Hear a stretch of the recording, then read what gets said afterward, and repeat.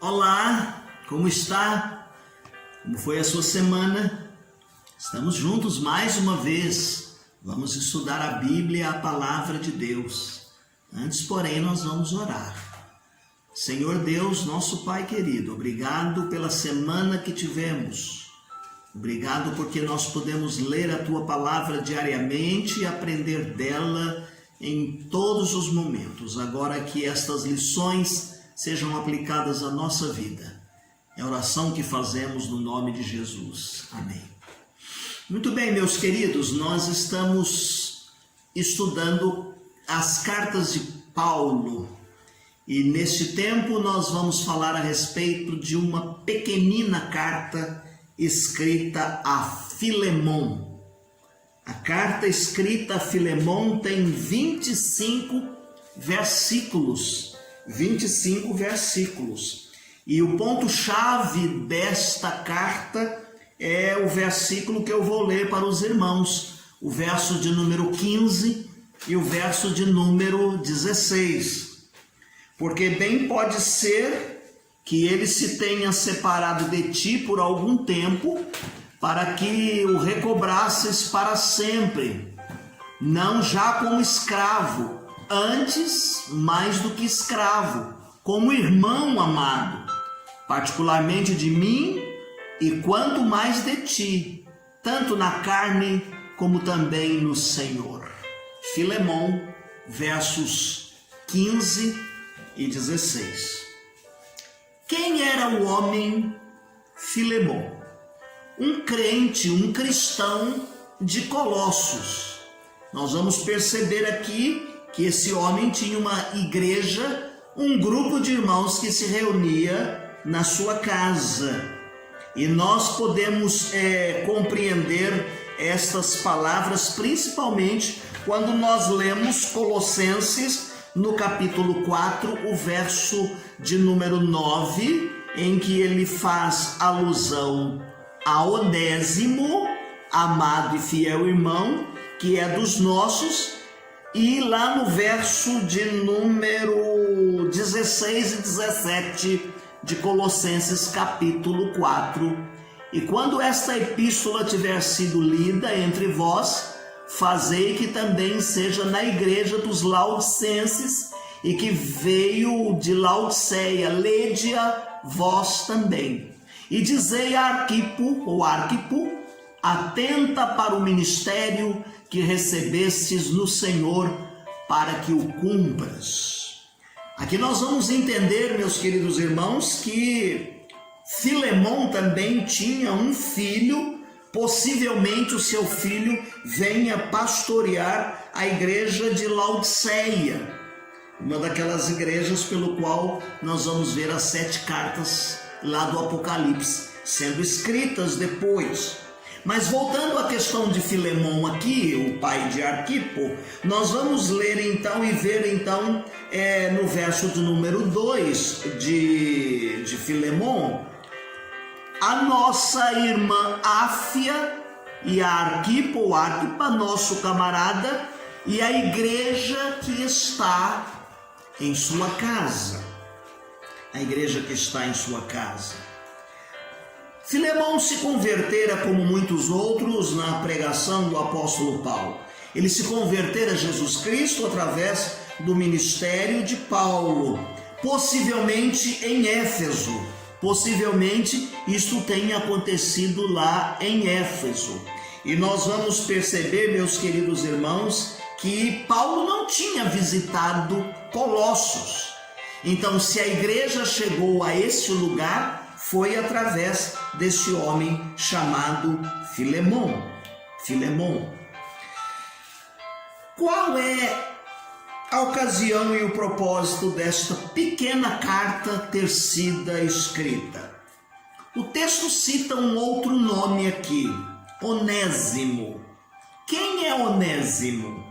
Onésimo é um escravo fugitivo, escravo de Filemon.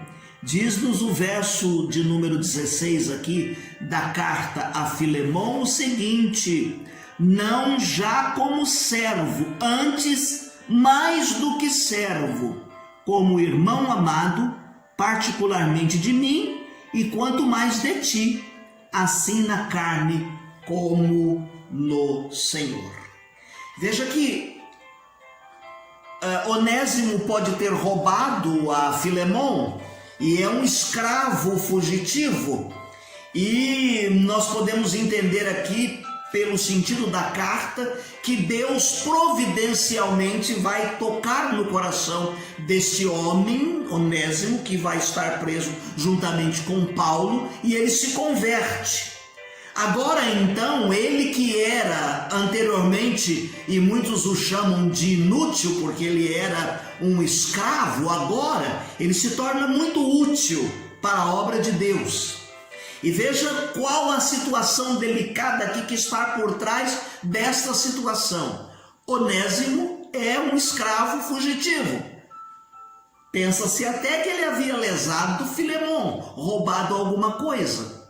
Mas agora ele aceita Jesus Cristo como seu Salvador e eles se tornam irmãos em Cristo. Irmãos em Cristo. E o pedido que Paulo vai fazer para Filemon é um pedido muito delicado, porque um escravo fugitivo era passivo de morte. A lei dizia que ele poderia, ao ser encontrado, poderia ser morto. Se alguém o encontrasse e ficasse com esse escravo, quem recepcionou o escravo também era passivo de punição. Agora, Paulo escreve uma carta, põe na mão do escravo e manda via próprio escravo, dizendo que ele está bem, está tudo bem com ele, e que ele deve perdoar, e que ele deve receber Onésimo, agora já não mais como escravo, ou ainda que como escravo, ele se tornou o seu irmão, e ele é importante. A carta vai interceder, ele vai pedir em favor desse novo convertido, este que vem salvando vidas, que vem falando do amor de Deus, agora escreve esta carta, uma breve carta, e ele vai revelar, o apóstolo Paulo vai revelar nessa pequenina carta muito do seu sentimento, muito daquilo que ele tem dentro de si, muito do seu objetivo, que é pregar a palavra, assim como ele foi arrancado dos grilhões do mal, do escravo do pecado, livre em Jesus Cristo, agora ele está na prática vivendo isto e ele vê acontecer isso na vida de Onésimo. Quando ele escreve essa carta, no seu conteúdo, o propósito dessa carta é informar Filemon. Em primeiro lugar, ele quer dizer assim para Filemon: olha, você tem um escravo fugitivo, o seu escravo foi encontrado, o seu escravo está comigo, o seu escravo está salvo, está tudo bem. Então você pode ficar tranquilo, porque ele está em meu poder e está tudo bem com ele. Agora, o sentido mais forte desta carta, que nós já citamos em segundo lugar, é que ele pede perdão por Onésimo. Paulo escreve essa carta pedindo perdão, que Filemon perdoe Onésimo. E daqui a pouco nós vamos fazer uma aplicação à nossa vida. E em terceiro lugar, ele, ao escrever esta carta, ele também aproveita para pedir hospedagem. Prepare em um lugar, porque muito breve eu vou ser liberto e eu vou estar na sua casa e eu quero me hospedar na sua casa. Há uma esperança, uma expectativa de que o apóstolo Paulo seja livre desta primeira condenação que nós vemos aqui, onde ele está preso, e nós já citamos isso, que é até uma prisão privilegiada, essa primeira. Ele está numa casa e então ele diz assim: eu vou sair daqui, eu quero me hospedar na sua casa. É claro, meus queridos irmãos, que quando nós olhamos o conteúdo espiritual desta carta, o propósito pelo qual ela também nos é endereçada hoje, é que ela vai fazer uma descrição que apresenta Jesus Cristo como Redentor dos pecadores perdidos.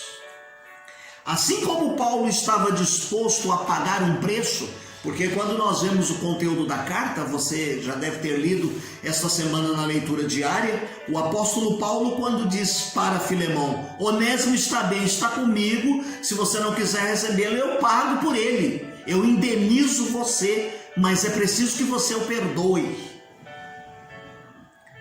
Aqui aparece a lição que nós aplicamos dizendo assim, que assim como Paulo se propõe a pagar o preço por Onésimo e toma aqui as dores desse escravo desobediente e fugitivo, simboliza e representa o que Jesus Cristo fez por mim e por você. Nós estávamos presos, escravos dos grilhões do pecado. Nós éramos cativos de Satanás. Nós vivíamos fugitivos da presença de Deus. Percebe que logo no início, quando a gente fala aqui fugitivos da presença de Deus, a gente lembra a figura lá de Adão e Eva. Quando o homem errou, quando o homem pecou, antes do pecado, Deus vinha na viração do dia, visitava o casal. E diz-nos a Bíblia lá em Gênesis que Deus, quando veio e eles haviam pecado, eles se esconderam de Deus. Eles fugiram da presença de Deus. Então o pecado aqui simboliza e representa também uma geração, uma humanidade fugitiva que se esconde de Deus. Jesus Cristo veio para pagar o preço na cruz do Calvário. Então Paulo está dizendo aqui: recebe-o como se fora a mim. Paulo está endossando, Paulo está colocando-se no lugar de. Receba, Onésimo, esse escravo fugitivo, como você me receberia, como você me teria na sua casa. E agora nós fazemos também novamente uma aplicação. Jesus Cristo toma o nosso lugar. Jesus Cristo paga a nossa dívida. Jesus Cristo morre pelos nossos pecados. E diz nos Efésios capítulo 1, verso de número 6, que nós fomos aceitos no amado. Fomos aceitos no amado. O crente não entra no céu pelos seus méritos. Não é pelo preço que nós pagamos pelas nossas atitudes, mas nós entramos no céu pelos méritos de Jesus Cristo. A nossa dívida, o nosso preço, o nosso resgate. Essa palavra resgate soa mais familiar para a gente. Quando a gente ouve que alguém foi sequestrado, alguém está num cativeiro, aquele que tem o outro sob o seu domínio pede resgate para soltar, para libertar. Então Jesus Cristo pagou o preço do resgate porque nós estávamos sob a maldição da lei. Então nós somos livres em Jesus Cristo, não mais escravos do pecado. Pecadores sim, lavados, regenerados e transformados pelo sangue de Jesus Cristo. Então aqui nós vamos ver que ele está dizendo uma expressão muito forte para aquele momento e para nós. Recebe-o como se fora eu mesmo. Como se fora eu mesmo. Quando nós estamos lendo aqui do verso de número 1 ao verso de número 4 desta carta, nós percebemos que é uma carta de cunho muito pessoal, muito íntimo. Mas ele cita algumas pessoas. Ele cita Timóteo, ele fala de Filemão, ele fala de Áfia, ele fala de Arquipo, ele fala e transmite um recado à igreja. Ainda que seja uma carta endereçada a Filemão, ele faz citação de nomes, pedindo que essas pessoas fossem saudadas, principalmente as da igreja de Colossos. E aparentemente, como nós já dissemos, esta igreja se reunia na casa de Filemão. Uma outra lição para nós hoje. Nós vivemos tempos em que as pessoas estão vivendo, muitas delas, em vilas fechadas, em condomínios, em lugares onde nós não temos acesso. Lembram-se que o Senhor Jesus disse para os discípulos que eles deveriam ir e onde eles estavam indo, que eles pregassem o evangelho a toda criatura. E eles foram e saíram de 2 em 2 evangelizando. E nós temos o hábito ainda de evangelizarmos, ainda podemos batendo nas portas, indo às residências. Mas muitas famílias hoje já não existem mais em casa térrea. Muitos compraram seu apartamento, muitas estão dentro de um prédio de condomínio e nós não temos acesso a isso, não podemos entrar. Como é que a igreja vai se estabelecer? Como é que a igreja vai crescer? Como é que nesses tempos modernos de condomínios de casas, de prédios, de apartamentos, nós vamos alcançar? Usando esta figura que nós vemos aqui na vida de Filemon. A igreja se reunia na sua casa. Nós temos planos, nós temos projetos. Há igrejas que se reúnem e chamam de células. Nós nos reunimos em pequenos grupos multiplicadores, o projeto da Junta de Missões Nacionais. Há igrejas que trabalham dentro dos propósitos e ela cria grupos de comunhão, fazendo com que pequenos grupos reunidos em residências com menos pessoas façam com que a igreja pulverize os bairros e que ela cresça onde não há uma igreja. Aliás, muitas das nossas igrejas batistas, graças a Deus, nasceram porque pessoas mudaram para uma outra cidade. E ao terem mudado para uma outra cidade, lá não havia uma igreja batista.